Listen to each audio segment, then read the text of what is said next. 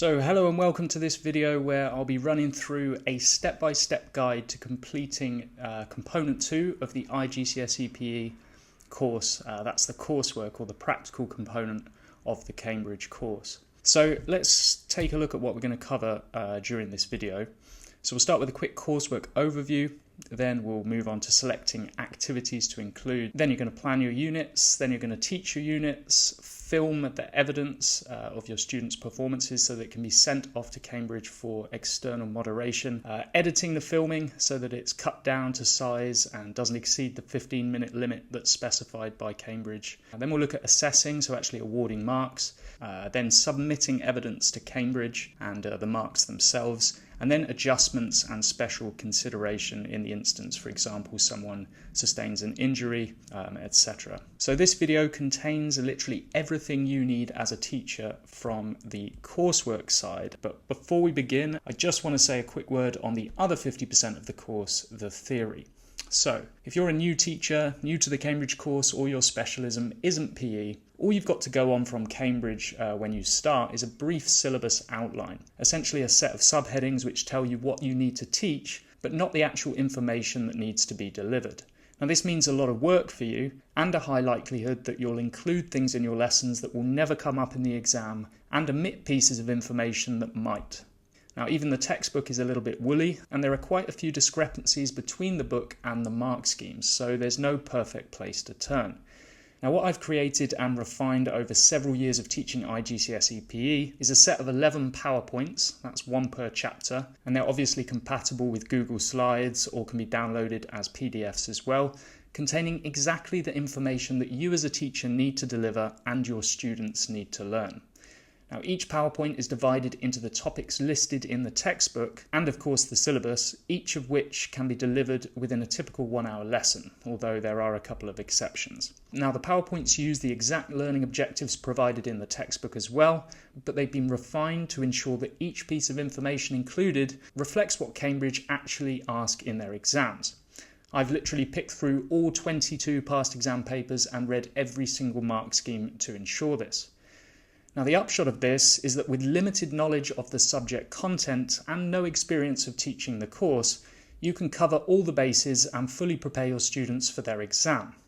Now once you've covered a particular topic using the relevant PowerPoint, the next step is to give the students the opportunity to apply their knowledge to exam questions, which is of course the end product, the thing that will determine a student's grade. Now for this I've created 11 individual documents, again that's one per chapter, containing every single past exam question that's ever been asked with the paper references and mark schemes attached. So what you can do is run through the PowerPoint, then select a few different questions relating to that topic, and then you've got the mark schemes right there, which you can run through as a group, or maybe students mark their own, maybe they switch with a partner and mark their work. So a complete lesson, all the information covered, and then a few exam questions for that knowledge to be applied. Then once you've covered the entire chapter and want to assess retention or obtain grades for reports, you go to the document again and literally copy and paste a range of questions into a Word doc or whatever, and you have an instant end of unit exam. You can then mark their work yourself or allocate a lesson to run through the paper as a group, again using the mark schemes in the past questions document. Now what you can also do is send out the PowerPoints to your students for use as a revision guide, as they contain all the information required for the exam and are far more streamlined and concise than the textbook. I also send out the 11 past questions documents, particularly in Year 11, as they're the perfect revision tool as they allow students to literally learn the answers. So if you're interested in these resources, the link to my TES page is down in the description, where you can purchase either the individual chapters or the whole course as a bundle. Now make sure you don't pay for this yourself. Your school will very likely cover the cost, as most schools have a budget for resources, in the same way that your department will be given a budget to buy sports equipment or textbooks. So ask your head of department, your line manager, or go direct to your finance department. Okay, so that's it for the theory. We'll start with the coursework overview, and this document is the coursework guidelines booklet, which can be found on the samples database, and I'll put a link down in the description for that one, so you can access all the information that I'm going to be presenting to you here. Okay, so the coursework overview. The coursework assesses candidates' physical performance and it's worth 50% of the total marks. Okay, so basics. Candidates are assessed and internally standardised by the centre, so it's all on you to assess them and standardise the marks and then send off evidence to Cambridge for moderation. And the coursework component requires candidates to offer 4 physical activities from at least 2 of 7 categories. Okay, so 4 physical activities, each is marked out of 25 marks. That means a total for the component 2, the coursework, is 100 marks, which is exactly the same as the theory component, 100 marks for the exam. It does say 4 physical activities from at least 2 of 7 categories. So there couldn't be 4 games activities assessed. We could do 3 games activities provided we had, let's say, cycling thrown in there as well, or competitive swimming. Okay, so that's a basic overview, and let's move on to the second part, which is selecting activities to include. So this is your scenario right at the start of your GCSE PE course. You've got a new year 10 group, you've just started in a new school. You need to work out which sports you are actually going to cover during your practical lessons across the 2-year course. So typically you'll offer 6 to 8 activities. This again comes direct from Cambridge. Providing a range of activities rather than just 4 is likely to better suit specific candidates, which makes sense. If you only covered 4 sports and assessed students in 4 sports, you'd be missing out on strengths of certain students in the group. So at least 6 is the basic advice there. But there's a few things you need to think about when considering which sports to include. First of all, what do you teach at Key Stage 3, years 7, 8 and 9? You're not going to suddenly reinvent the wheel and include sports in your GCSE course that haven't been covered already by your students. Also consider the extracurricular offering in your school. You might be a really strong school for netball and cricket. If that's the case, make sure that those are covered as well. Consider the strengths of your students as well. It might be that you cover a lot of cricket in your school, but if none of your IGCSE PE students will be assessed in it because it's not one of their main strengths, then don't cover it in your lessons. Use that time for another sport that lots of people are going to be assessed in. Okay, number 3, some activities may not need to be taught, only assessed. This is important to think about as well. You might cover 6 sports during lesson time over the course of the 2 years and assess 6 sports, but someone might play golf outside of school to a decent standard, and you can collate filmed evidence of that person and submit it as well. And we'll talk more on this later, the process by which that would play out. Number 4, it's useful to identify each student's 4 main strengths. So the 4 sports that they're likely to be assessed in right from the start. So I recommend maybe your first theory lesson in the classroom, sit down with your students and work out what they think their 4 strengths are first. Now, if you've been working at the school for a while, you'll already have a good idea of that if you know the students, unless you work in a really, really big school. But there are a couple of things we can do. First of all, a self-ranking questionnaire where students fill in a grid like this, basically, where you have all of your students down this column over here, and they will just rank from 1 down to 4 their perceived strengths in the activities included in the Cambridge Handbook. And I've added activity 5 here as well so that we've got a backup. So a self-ranking questionnaire is really useful to do right at the start, but also consult data. You might have sports day results, swimming gala results. You'll want to compare those with the athletics competitive swimming standards, which again you can find in the coursework guidance booklet or coursework guidelines booklet. So if we just skim down to athletics, track and field athletics here, you can see that in order to score top marks for javelin, a female would need to throw a 500-gram javelin 35 meters. So if you've already got that data, you can pick through and work out sort of the scores that students would get for athletics, also for competitive swimming, cross-country running, things like that. So consult data and then question your colleagues, particularly if you're new to the school. Sit down with them with the grid that I've just shown you and ask their opinions. What do they think? Are these their strongest disciplines or not? Now, of course, this is really fluid. This can change throughout, but the reason for us doing this, it's really useful because, as we'll find out later on, you'll need to select only 5 students per sport to be filmed Even if 7 are being assessed in that physical activity, you'll only select 5 for filming. So by knowing the strengths of your students, we film throughout the 2 years, you'll easily be able to select students who are definitely representing in that physical activity. Okay, but more on that as well later on.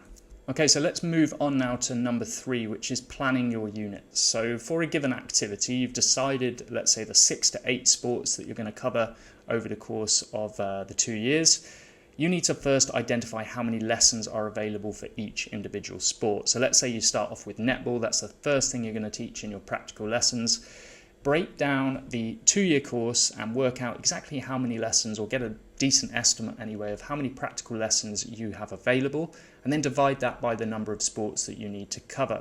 Okay, so you've got a basic idea of how many lessons you can allocate to this activity, probably somewhere between 8 and 10 hour-long lessons per physical activity, with a bit of breathing room at the end to address any issues that might arise. So once we've done that, we need to identify the skills that need to be evidenced for the assessment. And this is really key. We need to make sure that we are planning our lessons to prepare students for that assessment and that filmed assessment. So we don't want to be focusing on things that are not included in the Coursework Guidelines booklet. Number 3, then, you need to plan activities or drills and condition games that evidence each of the skills in the Coursework Guidelines booklet. Okay, so I put here, teach each lesson as you would run the assessment. I think we're preparing for an assessment, so our lessons are going to reflect that. We're not going to include condition games and drills during the lesson that we're not then going to use during the assessment. So plenty of practice for those drills or activities and condition games that students are actually going to be assessed in. And then finally, allocate time for gameplay and for filming. And we're going to need at least 2 lessons to do the filming in most cases, but it all depends on the number of staff you have available, and more on that a little bit later on. So if you teach physical activities on a modular basis over the course, this is just another quote from the Coursework Guidelines booklet. You may need to film evidence of candidates' performance at the end of a module and then retain it for moderation purposes. Now, this is what I would suggest you do. It is possible for you to cover all of the sports and then do all of the filming at once in year 11, but the problem is, if students cover netball right at the start of year 10 and they're not assessed in it until the end of year 11, their performance is likely to have dropped off. So it's better for you to prepare for the assessment, then film it, and then you've got the evidence already there, and then you continue on to the next sport. Continuing on planning your units, I just want to provide an example for a sport, and we've got badminton here. So the first thing that I've noticed here is that candidates should be assessed in singles play only. Okay, so don't allocate any time to doubles during your lessons. It's a total waste of time if we're preparing for that assessment. What are the skills and techniques that we need to evidence? First of all, we've got the forehand, so we've got overhead clear, underarm clear or lift, smash, drop shot, drive, and then we've got grip, drop shot, and drive on the backhand. Then we've got serving, so grip, long, short, flick, forehand and backhand serves. And then finally game skills, so variation of serve, blah, blah, blah. You can read through those points. What we're going to do now then is come up with some drills or activities that are going to evidence all of the skills included here. So for example, we've got overhead clear. We'll do continuous overhead clear rallies in pairs. We can do the same for drives. And then we can do a drop shot and lift rally where one player is playing the drop shot and the other is doing a backhand lift from the net or a forehand lift from the net. So that's 2 more shots evidenced. And then we can do a rally where one player smashes, the other one blocks it back, then the other player lifts it to their opponent, who then smashes continuously. Okay, so that would cover all of the main skills and techniques included in this section here. Now, the activities I suggested there are all continuous rallies, so that's relevant for your higher ability students, but bear in mind that feeding may be required, so throwing or serving with the racket for lower ability students. They might not actually be able to apply their shots in dynamic rallies, and instead you'd need to evidence their shots in isolation. So just bear this in mind when you're planning your lessons. We've got serve here as well, so I've said serve technique and variation. These can be demonstrated in games. We don't necessarily need to plan drills in isolation for this. It can be evidenced in games, but be sure that if we look at game skills here and variations of serve, be sure to notify the students that they should be, whenever playing games, when you cover gameplay during those lessons, they should be varying their serve with forehands, with short, with flick serves, etc. Let's move on. Number 4 now, we're moving on to teaching your unit. So you've done your basic planning, you've come up with a series of activities that evidence the skills and techniques and the game skills that are included in the information for the sport that you're teaching. But what we need to do now is actually teach the units. And the first thing I would suggest is set your ability pairings or groupings in any sport that you are teaching, and you keep these ability pairings or groupings throughout the unit. Okay, this is really key because it says here, candidates should play and practice against players of a similar ability. The mark is partially going to be determined by the level of demand. So if you have a really strong badminton player, but they're playing against someone very weak who's not testing them, the evidence that you submit isn't really going to show their capabilities. So getting your pairings and groupings right at the start is really key. Then you're going to allocate your first couple of lessons, as I mentioned, to practicing the drills or the skills in isolation, the basic things, making sure that you differentiate. So in the case of badminton, making sure you're feeding for those lower ability students, but continuous rallies for the higher ability. Then you're going to practice your conditioned games. Again, differentiation is key here. So I can just think of an example in football. You might do a possession grid where there are 3 attackers and 1 defender just trying to maintain possession, evidencing passing, movement, first touch, etc. For your higher ability students, they might do a 4 in possession, 3 defenders in a relatively small space. But for lower ability candidates, you might have 3 or 4 students in possession, 1 defender, and a much bigger area, so they got more time on the ball to look up and pick a pass and to execute the skills as well. Okay, so a bit of differentiation is required when you are actually teaching, of course. And then finally, your last couple of lessons, you're going to practice gameplay, making sure that they understand the basics. For example, in rounders, are they stood correctly at the bases? Are their tactical decisions correct, etc. But lots of gameplay practice, because that's going to form part of the assessment as well. Okay, I've just put here that you may not need evidence of gameplay at all for level 3 and below. So we'll look at marking later on and we'll see what level 3, level 2, level 4, etc. actually means. But basically, if students aren't of a sufficient ability, you might not even need to provide evidence of gameplay for them as well. So take that into account. Gameplay might only be relevant for your middle to higher ability students. Okay. Number 5, we're moving on to filming now. So we've covered our skills in isolation, we've done our drills, we've done our conditioned games, we've done our gameplay practice. You've got a couple of lessons left of the unit before you need to move on to the next activity, and we're going to use that time to film. First things first, evidence must be provided for every sport that you enter a student in. So you might only have 1 student being entered for track and field athletics, so you must film track and field athletics regardless. You might have 10 students entered for football, but you would only need to film 5 of them and submit that evidence. But of course, you'd need to provide marks for all 10. And this will become clear later on as we go through the submitting of evidence and marking, etc. So the first thing we've got here for filming is check the filming information for the sport in question. So again, to this Coursework Guidelines booklet, link in the description. Scroll down to the relevant sport. In this case, I've got track and field athletics, and have a read through because there's sometimes specific filming information. So here we've got close-up shots of the tape measure and stopwatch should be submitted. For cross-country running, we've got filmed evidence for this activity must include candidates running up an incline and on open terrain. So again, that's just a few specific things to have a look at there. Then you need to select 5 students and notify them. As this mentions here, you should identify a sample of 5 candidates in each activity offered at the centre, which will represent the full range of marks awarded by the centre. Next one, ensure appropriate equipment and dress. And this is partly about looking professional, but it's also about health and safety and performance. So making sure students have football boots, shin pads. Okay, next one is prepare numbers front and back. And there's a little section here on candidate identification. This is really, really important.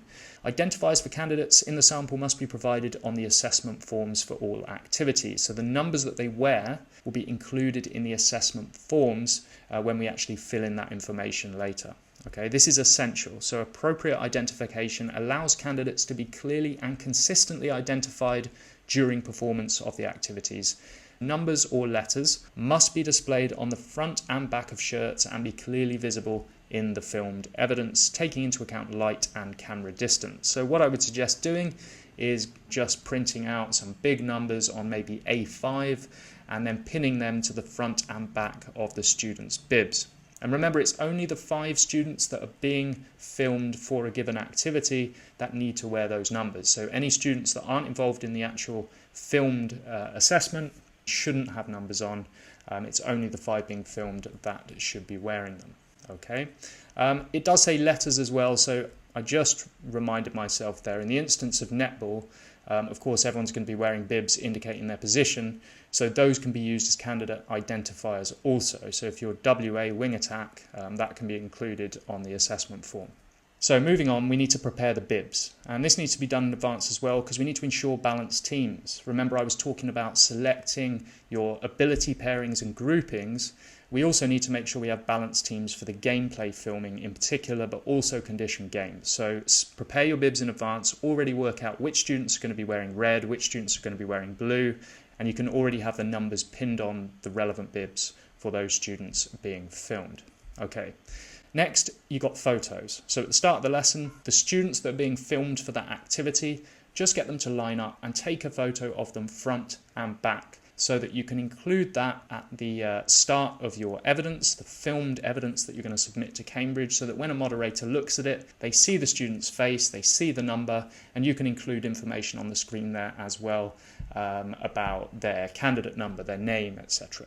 Okay, then you're going to film your drills and your conditioned games. Okay, and you can get this done usually in one lesson, although it does depend on how many teachers you have available, which I'll talk more about in just a moment. Now, this says, another quote from the Coursework Guidelines booklet, your assessment of all candidates' performance should always take place during the activity and must not be based on filmed evidence. Now, of course, I haven't talked about assessment yet. We're just talking about filming here. But Cambridge are saying that you should be assessing while the filming is taking place. You shouldn't do the filming and then watch it back later and assess and provide marks at that point. Okay, but of course, it's not always necessarily possible. And this is something that an external moderator at Cambridge is never going to be able to know. So don't worry too much about that. I put here 2 to 3 teachers is ideal. Okay, so you're going to have one filming. You're going to have one running the session, so transitioning students from one activity to the other. And then the third one is going to be assessing on the spot and providing marks. But it is not always possible to do this, especially if you're doing these assessments during lesson time. Other teachers in your department might have lessons themselves. They might not have the expertise. You might be on your own in the department. It is still possible with one, okay? But you need really good preparation with the students in the lessons prior when you're preparing them for the assessment so that they know exactly what they're doing. So what I would do is set them up on the drill. If you're on your own, this is, get them started. Then you're going to do the filming yourself and you're going to have to do the assessment and awarding of marks later down the line when you look back at the filmed footage. It's really important to think about angles, elevation, use of a tripod perhaps is pretty useful if you want a stable position. The key thing here is you need to be able to see on the film what's happening. You need to be able to see the student clearly, you need to be able to see the candidate identifiers, you need to be able to see the tennis ball. It doesn't disappear in a light background if you haven't got the lighting quite right. You need to take into account all these things. So it's a good idea to just get your device out maybe before the lesson and just play around with a few angles and make sure that nothing's going to be obscured. There is some information on this from Cambridge. So they say that the angle of the camera should enable both the skills and the outcome to be shown. This is really important as well, particularly when you're filming gameplay, which we'll come on to a little bit later.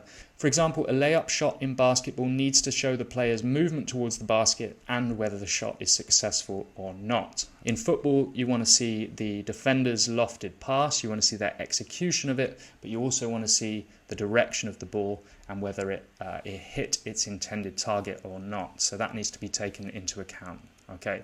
I put time per drill is something we need to consider here as well. How much filmed evidence do we need, let's say, of our first activity? If we go back to our badminton example, we're just doing continuous overhead clears on the forehand and on the backhand. How much filmed footage do we need of each pair of players of each individual drill? Well, that's for you to decide, but be sensible and take into account that the total footage that you need to submit for a given sport should not exceed 15 minutes. And a good chunk of that's going to be gameplay footage, possibly as much as half of that is going to be gameplay footage.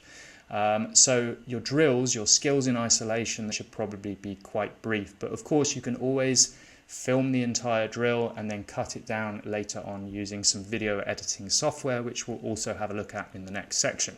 I just want to mention repeats here as well. So when you're doing these drills, let's say you're doing a layup drill in basketball and you've got a really strong player, but for some reason they have a bad run and out of 10 layups, they miss 3 of them and it doesn't really reflect their capabilities. If you've got time, why not film them again? If you're not happy with the outcomes. Then finally, you're going to need to film gameplay. So this is likely to be your final lesson. Now, there are a couple of situations in which you might not be able to. You might only have a cohort of 12 students for football, half male, half female, a wide range of abilities. Obviously, getting them into a small-sided game and filming that is not going to really stretch the higher ability students, so we're going to need to look elsewhere. If we just consult this information here from Coursework Guidelines booklet, level 4s and above, okay, and that doesn't mean much to you yet, but we'll come back to that. Level 4s and above, the stronger students must demonstrate skills in condition games and in gameplay. So it's key for them, but level 3 may need to demonstrate skills in isolation and or condition games or drills. So we don't necessarily need gameplay footage for lower ability students. But your higher ability, let's take a look at extracurricular fixtures. You could go and film a 15-minute period of that student in a school game and then cut that down into size later on.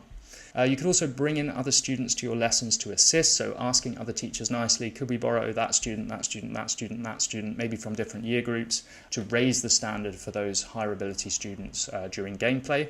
So that's something else you can do.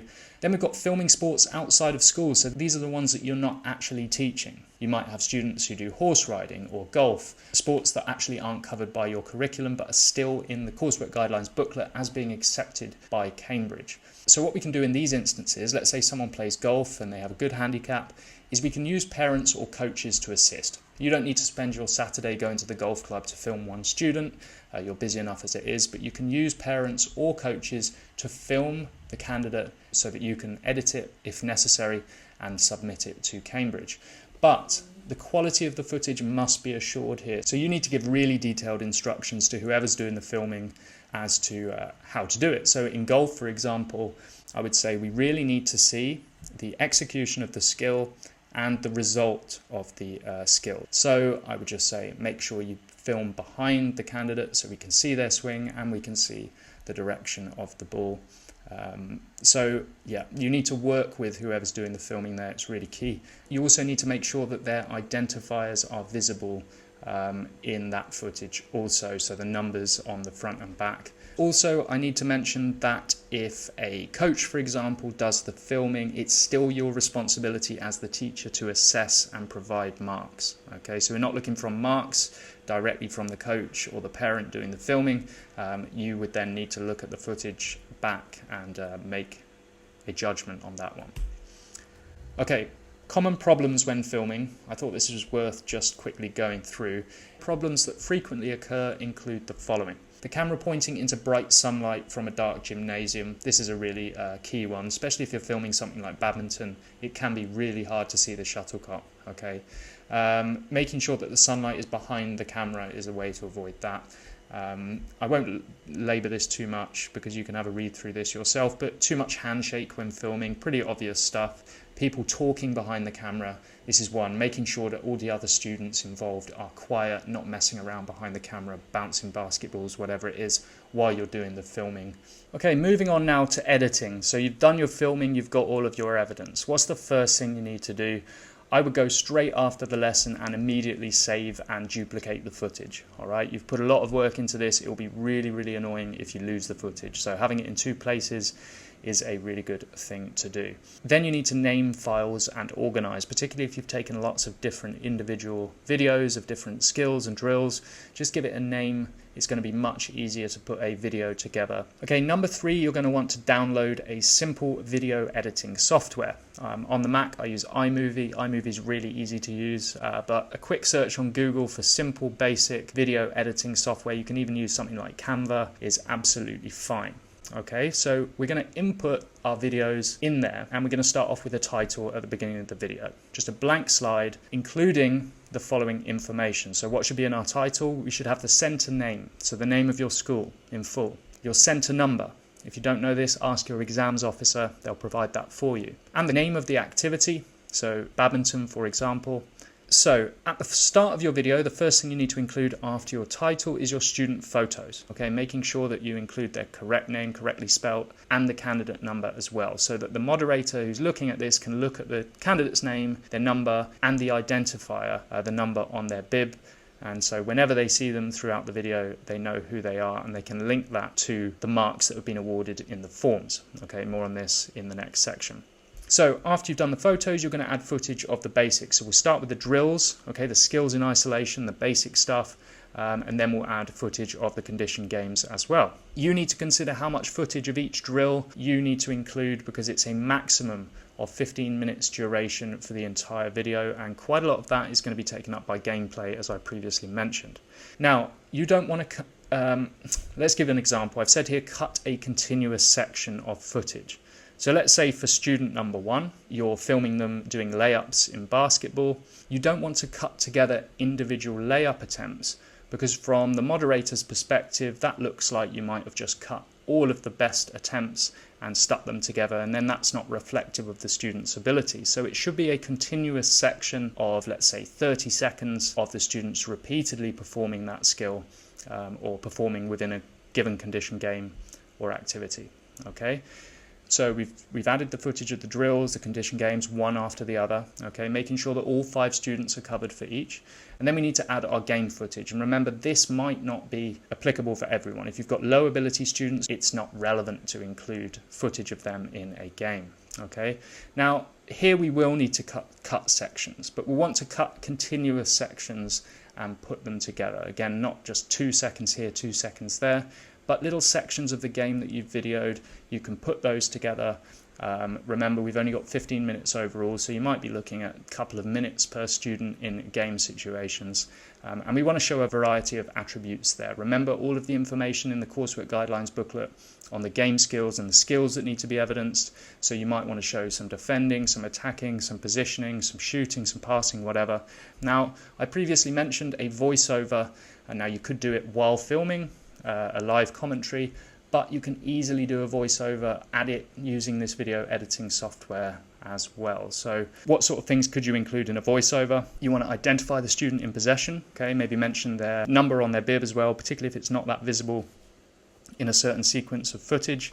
You could describe their actions, what they're doing, okay, or maybe what their intentions are, and you could add supporting information as well. For example, student achievements. It might be that one student plays at state level in tennis, and while you're filming them, you could just be talking over the top and talking about where they play, the standard to which they play, their achievements, etc., just to support the evidence that you have provided. All right, now we'll move on to assessing and filling in documentation. So I know I've covered a lot so far, but really good if you are following. And of course, you can skip to any relevant section of this video using the timestamps down below. So this one's on assessing and filling documentation. Okay, so we've done our filming, we've done our editing, we've got our final videos.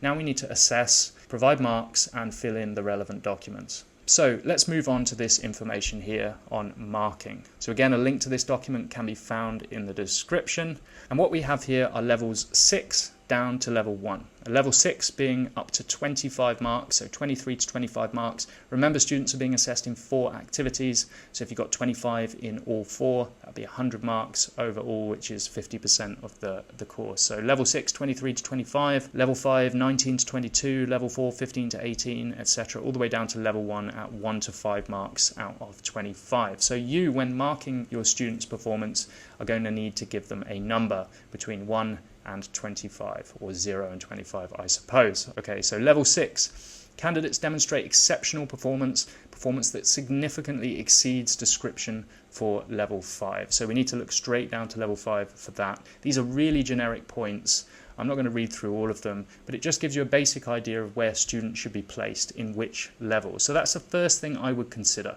Are they a level 5? Are they a level 4? Are they a level 6? Are they a level 3?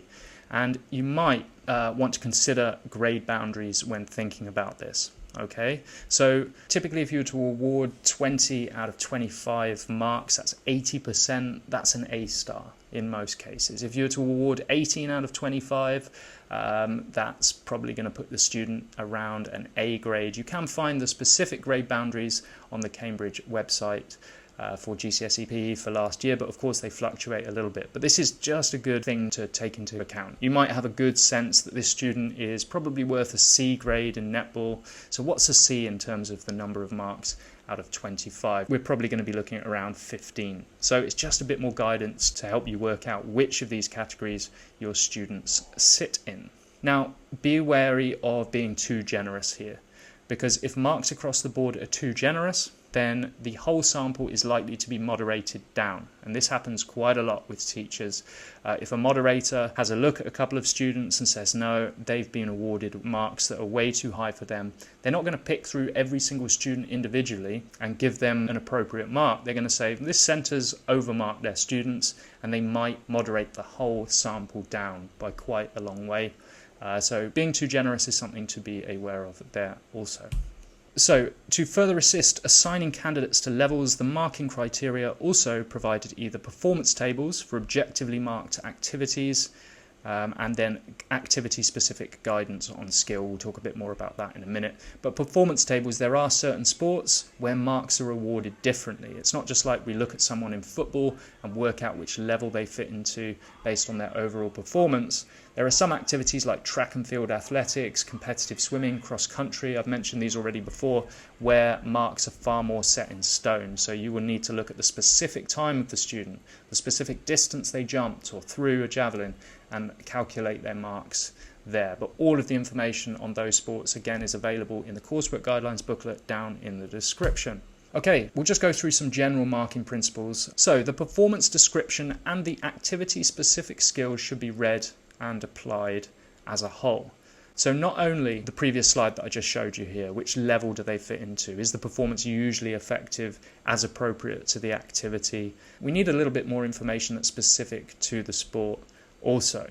So if we look at one here for association football and we go down to level 4, we can see that techniques demonstrated will include receiving and controlling the ball delivered at pace consistently with good skill using different parts of the body, and control often enables distribution quickly and accurately. Okay, let's compare that with level 3, which says receiving or controlling the ball delivered at steady pace. Okay, so not at pace, but at steady pace. We're seeing that the level of demand is slightly different there. Consistently with good skill, and when candidate has time, using different parts of the body, control often enables distribution accurately. So it's very subjective, but you really need to get a sense of the overall criteria. So next point, a best fit approach should be used to match a candidate's whole performance to a level. So candidates do not have to meet all the requirements within a level before a performance can be placed in that level. The question to ask about a performance is, does it match this level better than another level?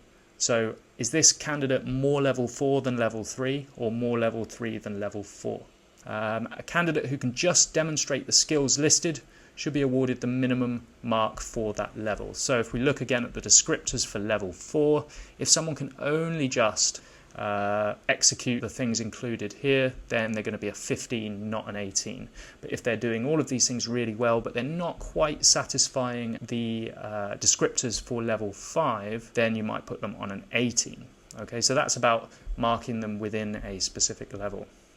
Alright, so assessment documentation. All coursework forms can be obtained from the samples database, link in the description, and all marks should be recorded on the coursework assessment summary form. An order of merit form should also be completed for each physical activity, and there are specific versions of this form for some physical activities. Now, I didn't mention that yet. Certain physical activities will have their own order of merit form that isn't generic. So, for example, if we look at track and field athletics, marks should be awarded on the track and field athletics order of merit form, which is also available from the samples database. So if actually we go and have a look at the samples database, we can find all of these documents for IGCSE PE. We have a hill walking log, a weight training log, so an order of merit form generic one. Then we have a specific one for competitive swimming, for cross-country running, for cycling, for track and field, and that's it. So there are specific ones for just those sports. And we've got the coursework assessment summary form down here as well, which is really key. You've also noticed we've got a weight training log and a hill walking log.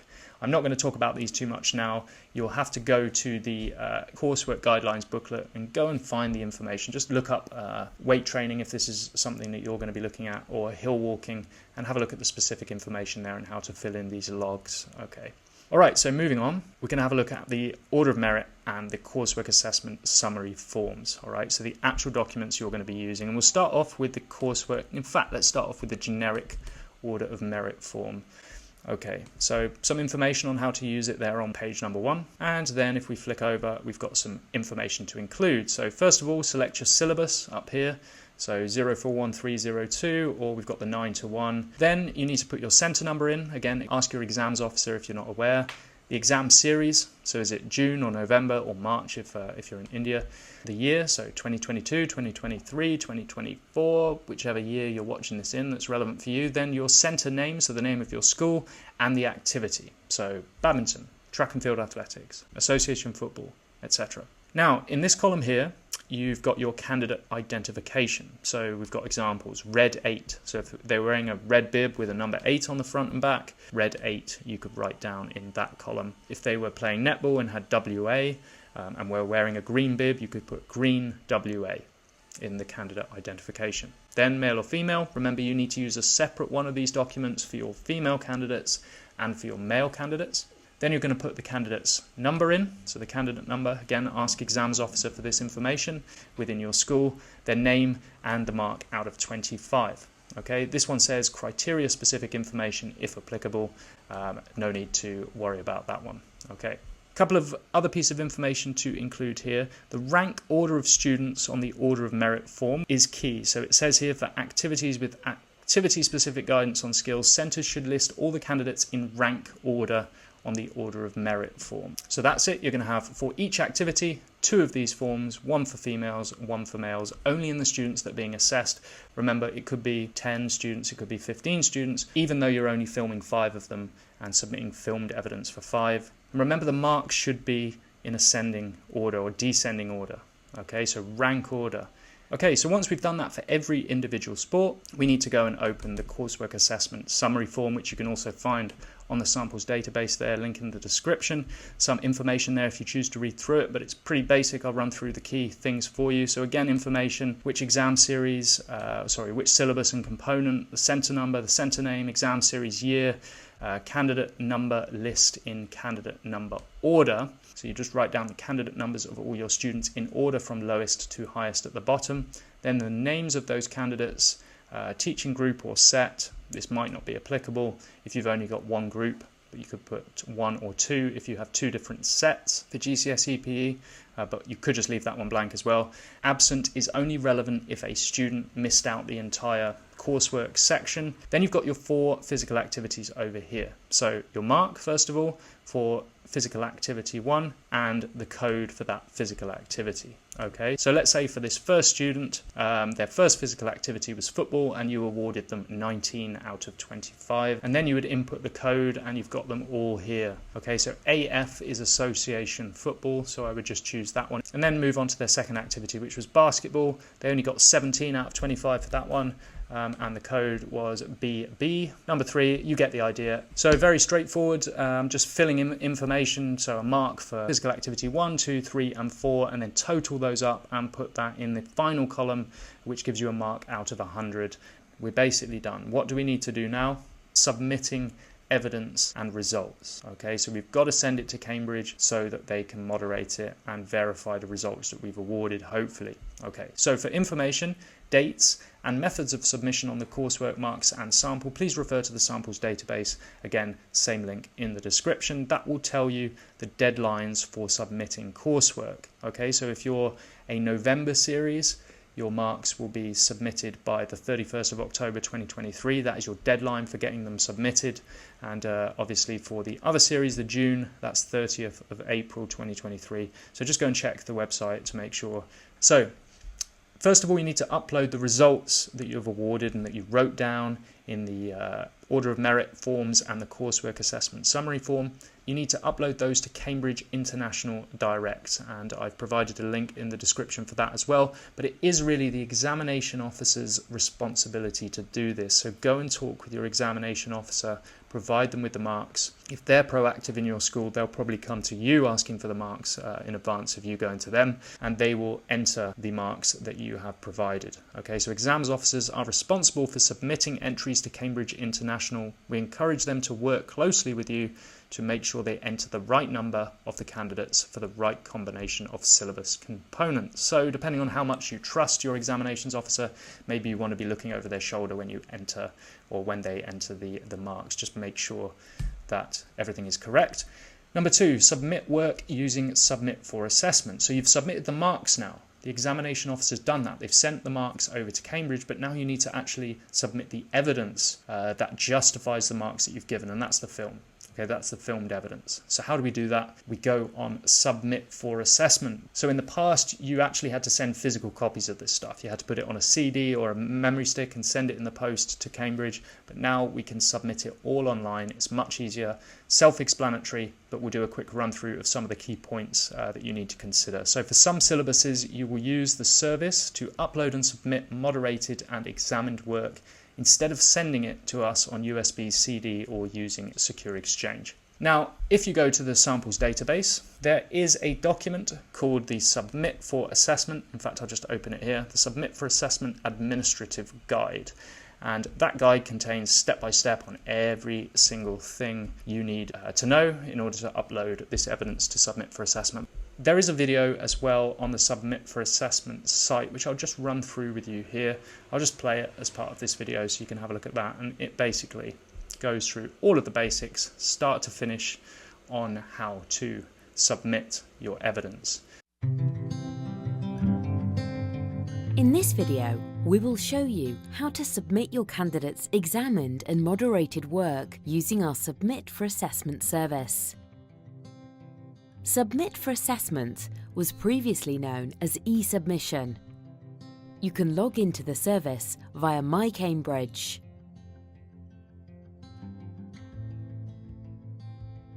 If you are using the service for the first time, you must create an account using the temporary password we have sent you.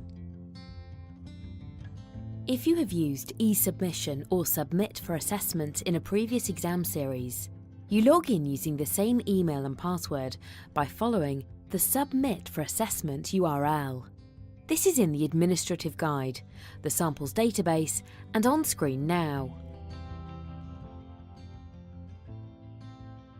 Depending on your entries, you will be uploading work for some moderated components and some examined components. Detailed information about what components to submit is in the Submit for Assessment Administrative Guide and in the samples database. If you need to submit work for both examined and moderated components, you will see this screen. If you only need to submit either examined or moderated work, you will only see the relevant option. For examined components, select Submit Candidate Work for Marking. For moderated components, select Submit Samples for Moderation. You have to submit your internally assessed marks for moderated components on Direct first. Please wait at least 1 hour after submitting marks on Direct before submitting your sample. Select a moderated syllabus and then choose the component for which you want to upload work. Open the candidate list. All candidate entries will be listed for the component you have selected. If the entry window is still open, you can enter a candidate on Direct by following the Add Candidates entry link. Please wait at least 1 hour after making an entry on Direct. For moderated components, you will also need to upload a working mark sheet. To upload, select the file from your computer by clicking the Upload icon. You can also drag and drop the file onto the Components section or onto the Learner section for a candidate. For components that involve group work, files can be assigned to more than one candidate. Select Associate Files with other candidates and then select the candidates to attribute the file to from the list. You can upload multiple files at the same time by using the Bulk Upload button.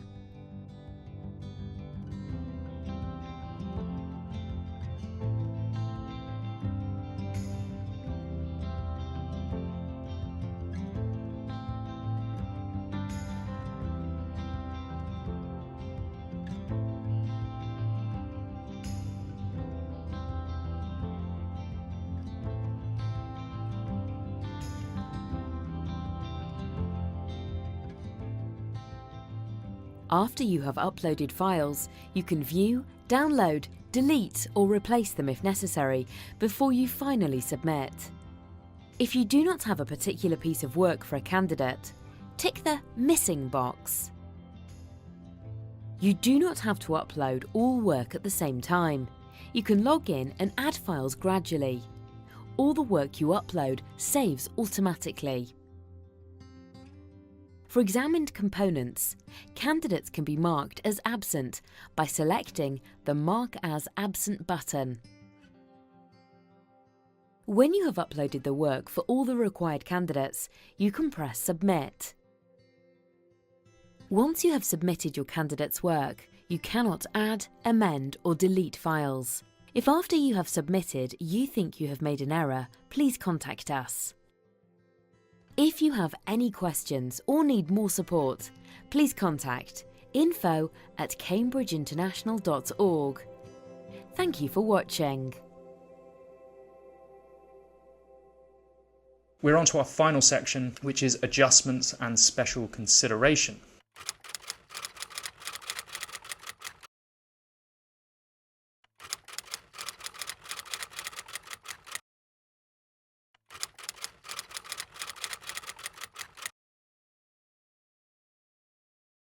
So what is special consideration?